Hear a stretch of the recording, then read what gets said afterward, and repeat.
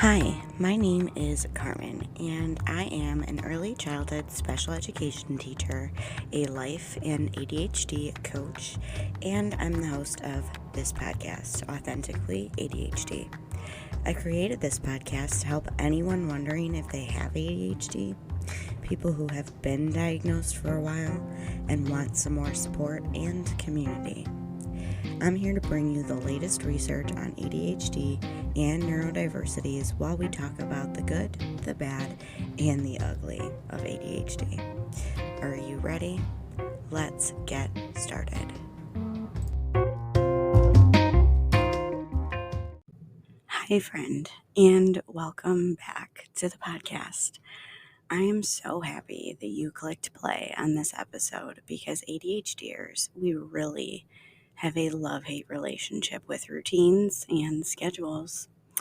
The ironic thing, though, is that outwardly we reject them as if we're allergic to them, but our brains actually love routines, even if you don't think so. This topic is actually coming from my personal experience over spring break a couple weeks back. Without the structure of work, I have a hard time planning my days, but with my routine in place and making sure I use them and making sure I at least tried to plan some tasks for during the day made it so I didn't feel totally lost or out of control or in the middle of chaos. Our brains love the repetitive nature of a routine. It's something your brain can expect, and eventually, after starting a routine, you won't feel right not completing it. If you relate to me with my own morning routine that I have. So, let's get started on this episode of ADHD and building routines.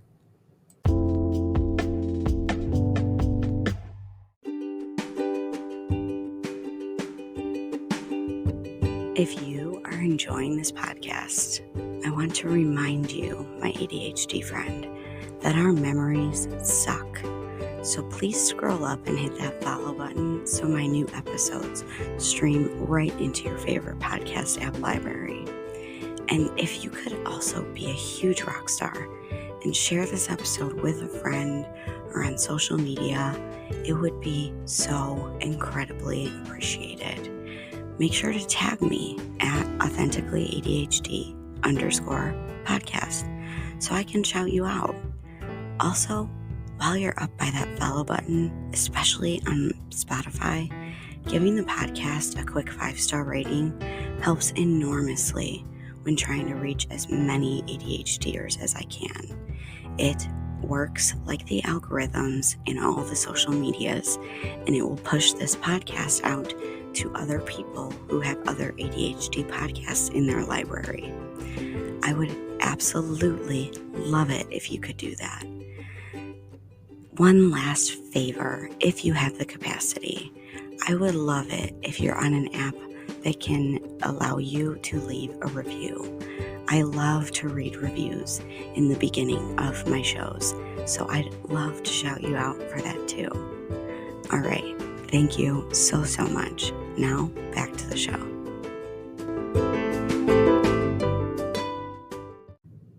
Are you one of those people who resonate with despising routines, creating them, having them, anything around it? I totally get it. And for a long time, I didn't even call them routines. I just called them lists to not die by, or my morning magic is what I call my morning routine that I have gotten so down pat. I'm actually surprised with myself. So our brains love the familiar, and a routine isn't necessarily familiar unless you've made it somewhat of a habit. But why is it so hard to create routines for us? Why is it so difficult for us to create them? There are a few different reasons for this. First of all, in order to create a routine, you need the time.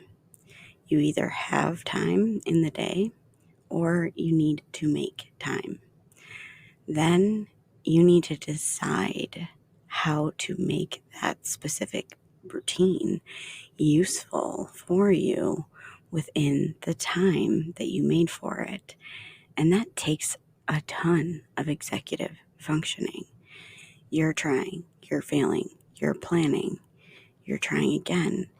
You're using self-reflection, time management, prioritizing, planning, impulse control, all while trying to stay emotionally regulated and not just throw it all onto the ground and give up, right? I remember when I was trying to do this with my morning routine, I first had to make the time in the morning for the things that help me warm up for the day. And that meant that I had to get up earlier and plan each morning to include what I wanted to, which at first was just time for like a brain dump and then working out before I would shower and get ready for work. Now I wake up a little bit earlier and I manage my time a little bit better, and I have time to journal, plan my day and my intentions, meditate a little bit, work out and or walk, and I get a 5-minute stretch in. I get a little bit of creative time. Then I take a shower and then I get ready and leave on time, mostly for work. It took me months, probably almost a year, to figure out how much time it would take me. God, it would have taken so much less time if I would have just done a time audit, which, side note, I have a guide for you in the show notes, and it's free on the Patreon to use when creating routines. And there is a time audit in there. It's very simple.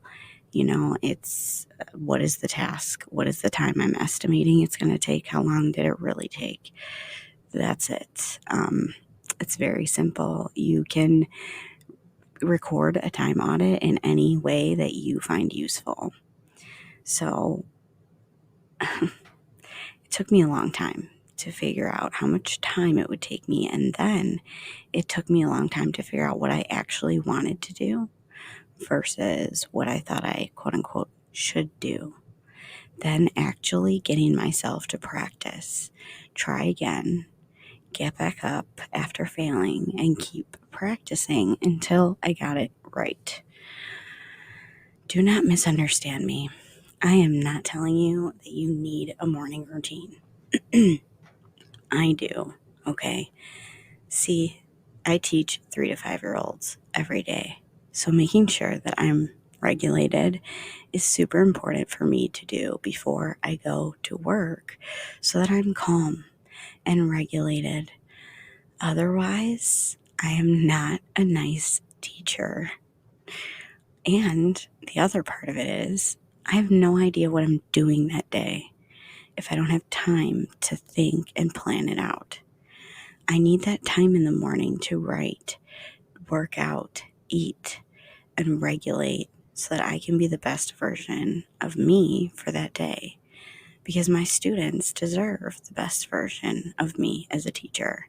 They really do. They're amazing kids, and I think that I deserve it, and so do they. So I'm totally not saying that you need specifically a morning routine. That's one of the reasons ADHDers have such a hard time creating routines. We think that if we have that magical morning routine or that bedtime routine or the routine in one part of our day that we should have, in one's not enough, right? So we should have an AM routine, a PM routine, a midday routine, and so on and so forth. I promise you, to start, one routine will do. I have a morning routine, yes, but in the evening, it's more just these are the things I do, and I do them at around the same time. When I start doing them, they're never in the same order. It's definitely not a routine, but at nighttime, it's a lot less structured, okay? Here's the thing, another thing. ADHDers have a hard time with that black and white thinking, that all or nothing, that just because you have a routine in one part of your day does not mean you need it in every part of your day. It also doesn't mean that you need to do things in the same order every day either. Just ask me how I know.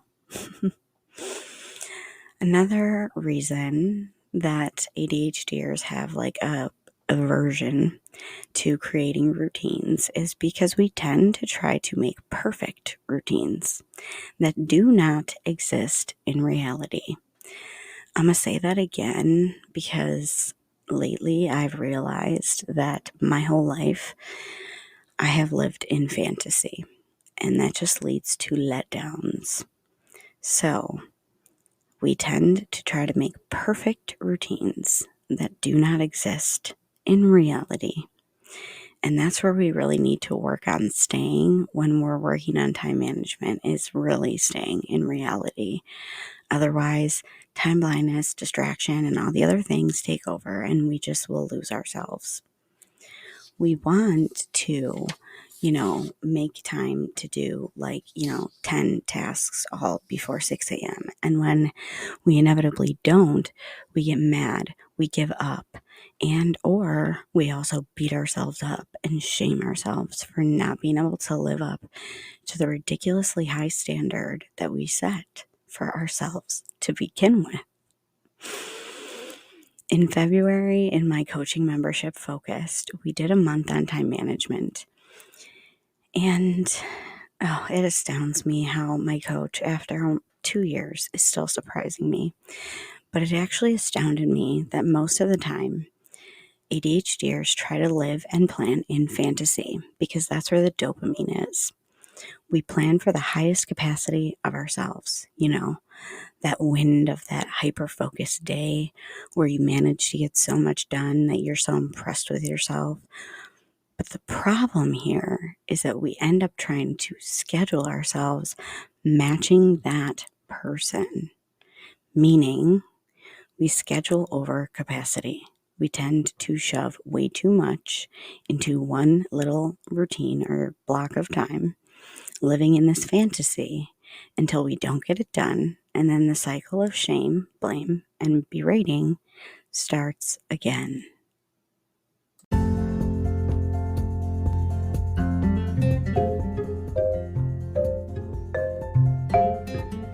Hey ADHDer, are you looking for more support with your brain? Do you crave community with people who understand you? You should really check out Focused, the group coaching program I am a part of that is for adults with ADHD. It's made and run by none other than Kristen Carter of the I Have ADHD podcast. I've grown so much by being in this program, using the tools, and being in the community for over a year now. If you use the link in my show notes, we both save money on this or next month's cost. So I think it's worth it. Go check it out at ihaveadhd.com/focused.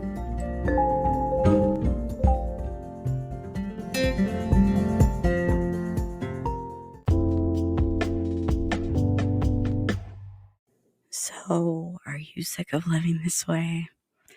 In where we just overschedule ourselves, set ourselves up for failure, fail, and then shame, blame, and berate ourselves over and over again? Are you sick of living this way? Is it working out for you? Because I'm going to tell you right now, I was so sick of it. So I leaned into the time management course in my membership, and I learned that the key to stop overfilling my routines and schedules was prioritization. Yes, it may sound super simple, and for those that don't struggle as much with prioritization, this may not be a big, huge deal. But not only is prioritization part of the executive functions we are deficient in, it's also something that we tend to despise. And it's because neurotypicals, their brains develop so that prioritization naturally grows and works in their brain, so they can think about different tasks and they can know the importance of them right away. In the ADHDer's brain, it's all on one level, so everything seems super important. So here's the thing, prioritization is a skill that can be learned, but you have to be willing to learn it. And that means we have to hop out of our fantasy and into reality and actually prioritize our tasks. This means we need to create time boundaries for ourselves and for others, to keep others out of certain time boundaries. It means we have to give up those shoulds and those want to tasks, those could do tasks, and figure out what is in the must do category. Because when you sit down and ask yourself, what is a must do? What are my must do tasks?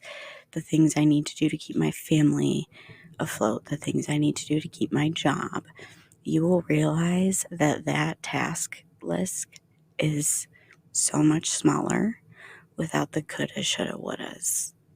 I'm telling you right now, I made a list, I made a whole brain dump, which there is room for in the little guide that I have.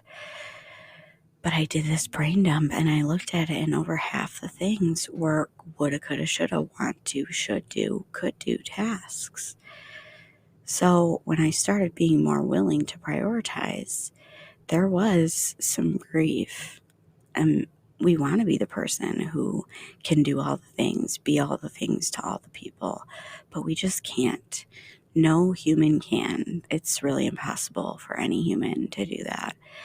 But that means we're giving things up, which causes some grief. So it's valid to feel sad, to feel a little bit of loss, a little longing. But I promise that learning to prioritize and being willing to feel all the uncomfortable emotions through it's really the key. Okay, I know. You're like, Carmen, I get it. I need a routine. It's going to be hard. It's going to take a while to create it, and it takes practice. But how in the world do I start? Where do I start? What do I do? How do I do this? And in the follow along, there are question prompts that I have in here, and it'll help you to organize your thoughts. So you start with a little self-awareness. Get a grasp on your own capacity, your must tasks, and where you could use maybe some routine in your day. Find your prime time, that time for you when your brain is on top of things. For me, it's early in the morning. For some, it's at night. For others, it's midday. Some people have 2 blocks of time. So where in the day do you notice that you'd benefit from a routine? Routines are also great to put in areas of the day when you're not super on. So some people that are a little bit more, tired at night, they might use a routine to help them stay on task at nighttime, because that way they're making sure they get everything done. Okay, so use your routine where you want to use it, and for what, why do you want to use it? I use my routine for productivity. Some people use a routine for the do not die stuff. There's a million different ways and a million different areas that you can use one. So just be open-minded. The next step is living in reality. Time the tasks you plan to put into said routine. How long do you think it takes? How long does it actually take? I suggest you start small and keep it simple. Like I said before, I extended my morning routine. It looked like waking up, brain dumping, working out, and then showering and getting ready for work. Maybe you want to implement a few things before you go to bed when you are transitioning home from work or to work, or maybe midday to recalibrate yourself and your brain. If you start with too many things that take way too long, you will not create a routine. You'll create a reason, another reason, to shame yourself and beat yourself up. So instead, try to set yourself up for success. And as you learn and grow, you can add things or take them out or change them. So live in reality, plan to your capacity, and start small and simple. Next is, how will you remember to do the routine? Will you set an alarm? Have your routine materials set out so that, like, in the morning you can just start? Are you going to use habit stacking? All the strategies would work. I mean, don't use all of them at once, but pick one and it'll work.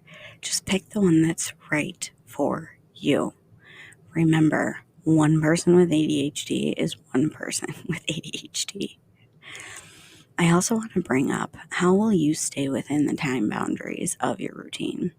This is important for morning routines, so we're on time for work or whatever you have an obligation to during the day. But it's also important if you have like a before bed routine and you want to get to bed on time.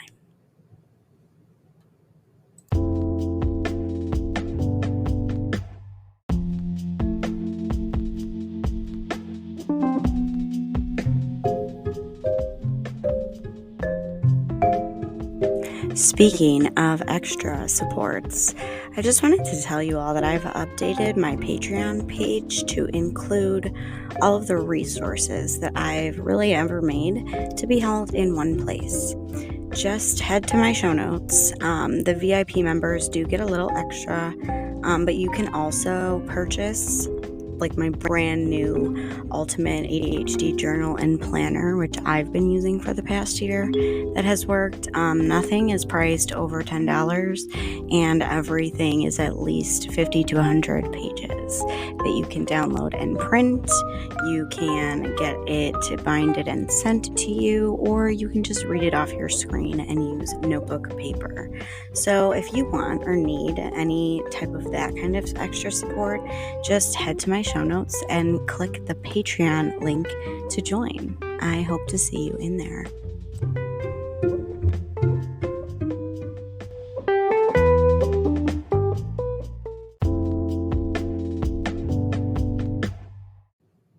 Personally, since my routine is before work, which I do need to be on time for, I use the app Sunsama, Sunsama.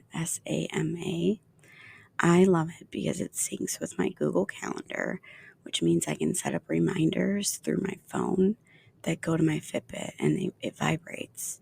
Sunsama runs through my computer, so I use my computer headphones so I can hear the ding that I've set for it to go off at when I'm half done, like the time is half done, and then again at 10 minutes and then 5 minutes to the end of a task.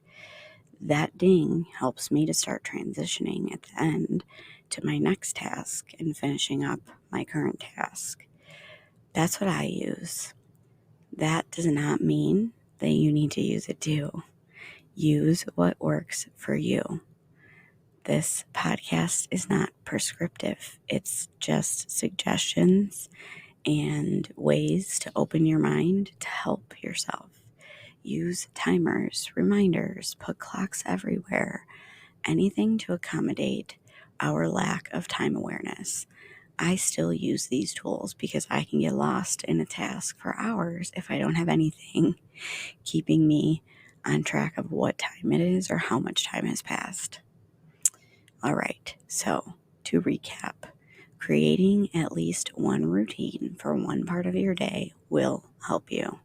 Start small, simple, and in reality. Choose to be willing to prioritize your tasks instead of scheduling past your capacity. Try and fail and try again, preferably without the shame, okay? Remember, no growth comes from shame. Support your time blindness with timers, clocks, reminders, etc. And most importantly, don't give up. Be persistent, and I promise you will get there. I really hope that you got some good tips out of this episode to start building a routine for yourself. I love to hear your takeaways, your celebrations, and any other topics that you would like me to cover. Just scroll down if you're in Spotify and put it in the box that's under like leave a review or suggestions here, or connect with me on Instagram at Authentically ADHD _podcast. And you can tell me you came from the podcast and I'll give you a little shout out. I'm also on TikTok at Carmen _Authentically ADHD. I would love to connect with you there. I do go live sometimes for mental health and ADHD Q&A. That's all for now, my friend. Stay authentic, and we will talk soon.